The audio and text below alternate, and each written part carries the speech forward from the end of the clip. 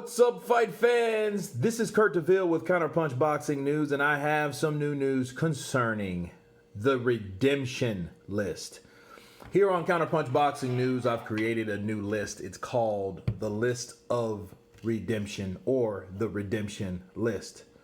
And coming in on this list is no other than Andy Ruiz, the Destroyer, the former unified heavyweight champion of the world, Junior. Okay. Of course, we know that Andy Ruiz Jr. is a heavyweight fighter, an ex-champion. We knew he shocked the world June 1st by upsetting Anthony Joshua in his debut in America at Madison Square Garden, which is an iconic venue for all types of sports. Okay. Muhammad Ali, Triple G, Roy Jones Jr., Vasily Lomachenko fights there now. A lot of fighters have fought there before him, and he wanted to follow in the footsteps of those guys. You know, I remember the fight in 1971, which was Muhammad Ali versus Joe Frazier, which is the first time Muhammad Ali lost. So it was it represented some symbolism there. However, Andy Ruiz Jr. showed who he was. He showed enough of the counterpunching ability, the combinations to get the job done. He was what I think it was a 25-1 underdog in the first fight. Now, of course, his first loss was by Joseph Parker. Okay. And he actually beat the guy that beat Joseph Parker, which was Anthony Joshua. So as this time spent and went by, when he won the belt, he upset the British champ. He had a narrative, and the narrative was, I wasn't ready. I took this fight short notice. Therefore, this time it's going to be worse for Anthony Joshua. And they claimed that they had a game plan. They had more time to prepare. And we seen all types of Photoshop pictures of Andy Ruiz, that he looked a lot smaller, which he did, you know. We also seen him pushing his weight around, so to speak, saying where the rematch will happen, what he will and won't and will do. And he blasted the US, or the UK, should I say, along with Saudi Arabia, with ultimately the fight ended up being in Saudi Arabia. And he looked good on all levels. We only heard glimpses of him not being in training camp. But other than that, everything, according to everyone else, it looked good for Andy Ruiz. The odds looked good for him to win again. A lot of people did not think that he would lose. Okay? Until the face-off. The face-off, Andy Ruiz came in at 283 pounds. Okay? And that trumped his previous weight at 267. So from 267 to 283, he had put on damn near 20 pounds. Okay, in the 20 pounds that he put on that didn't really help him in the fight, he looked slow. He looked flat-footed at times. He didn't cut off the ring.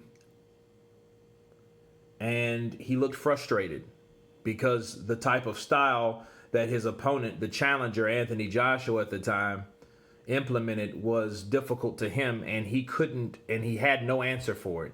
He was outboxed 12 rounds. And once again, the belts changed hands. So this is what puts him on the redemption list.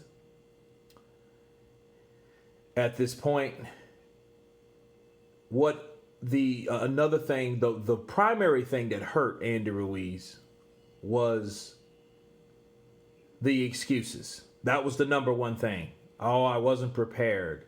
I wasn't ready. I ate everything in sight. I partied too much. Those type things contradicted everything that everyone else around him said about him, including himself, obviously. But it made them look like a fool. It broke their credibility as trainers and people that are in responsibility of getting him prepared, that really, really questioned their professionalism. Because either one thing was happening. They were lying about the whole thing and they couldn't get him in the gym, or he was doing a good job and just got beat. But obviously his dad co-signed. It was the worst training camp he had, but it was supposed to be the best. It was supposed to be the best because he had more time than he had in any other professional fight to be prepared for any other fighter.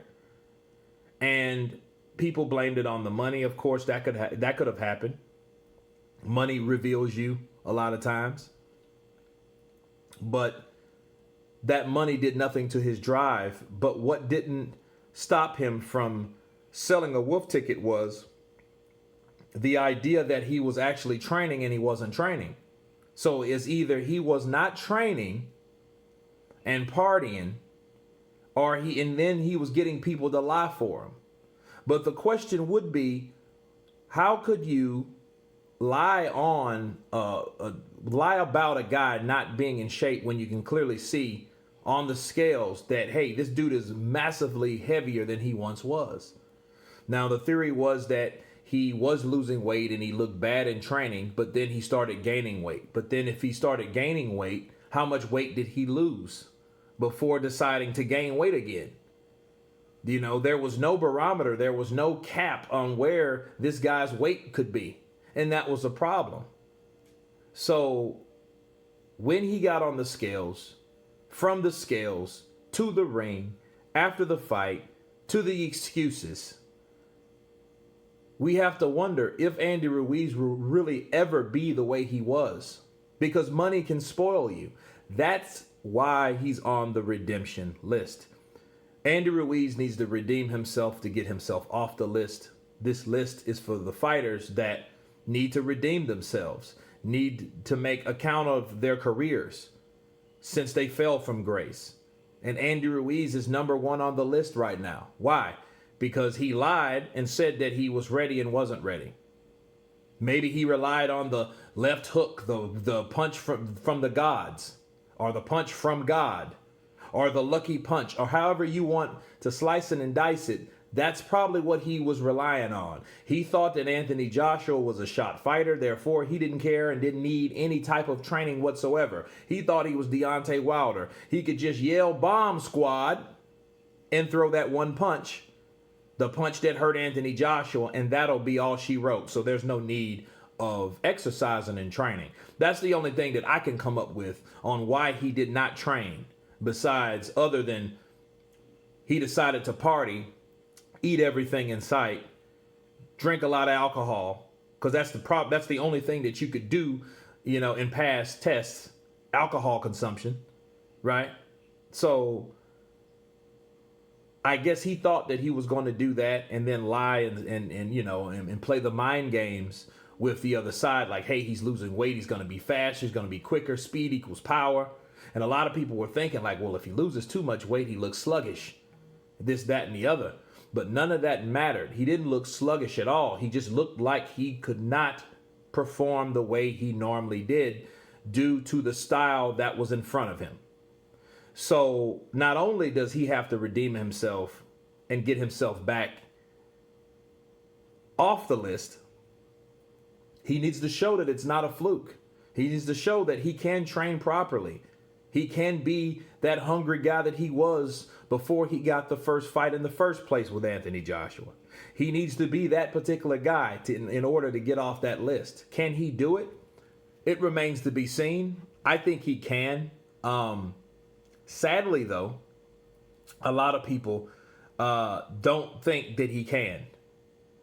You know, but then again, let's look at it this way. Maybe the same people are the same people that said that Anthony Joshua couldn't beat him in a rematch. So we could look at it that way to be fair, simply because a lot of people are just, oh, he's done, he's this, he's that. Me personally, me counterpunching Andy Ruiz, whether he can come back, I think that if he does come back, he would have to be in the same situation that he was before he had the first Joshua fight. And you know what that means? That means that he has to lose the money that he received. So that means someone like Andy Ruiz, that's given if he got the opportunity again, because not a lot of these fighters get this type of opportunity. Okay? So it doesn't happen overnight. But if he was to get an opportunity like that, he would have to be in a position where he had none of that money, where he was hungry, and there was a struggle. There was something that he needed, something to fight for, to strive for. Now he has money. So now we question if he can do it. But the good thing is, here's the good thing. He just earned $13 million for fighting Anthony Joshua, right? In his next fight, we can see how good he really is. But given he has to be in there with someone worth a damn to see where he's at. Okay? And it would be best to put him in there with someone that can move to see if he's able to cut off the ring or not.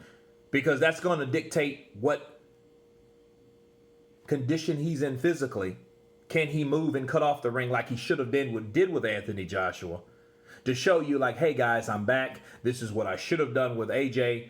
But I'm doing it with this fighter. That's why I wanted a boxer that moved instead of someone that comes near my way. Because someone that comes straight towards Andy Ruiz, an immovable object, he'll beat your brains out because he knows, okay, let me counter this way. I know certain traps I'm going to set for a guy that's coming right at me. But if a guy that is moving, a guy that is using lateral movement, weaving, boxing, that's taller, that has a longer reach than him, that's always going to give him a challenge. So then we'll know where he's at with the money that he has, because he still has the buzz, he still has the money, and he doesn't have any of the conflict when you have the money.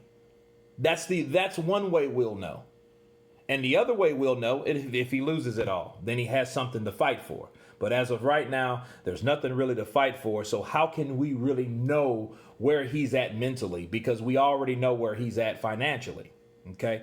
So that concludes this particular segment of the redemption list. Andy Ruiz Jr., he's on that list. These are the things that he has to do to get off that list. You guys tell me what you think about Andy Ruiz Jr. Will he remain on that list or will he stay on that list? But anyway, you guys leave your comments below. Of course, please subscribe. And you guys been Counterpunch. Peace.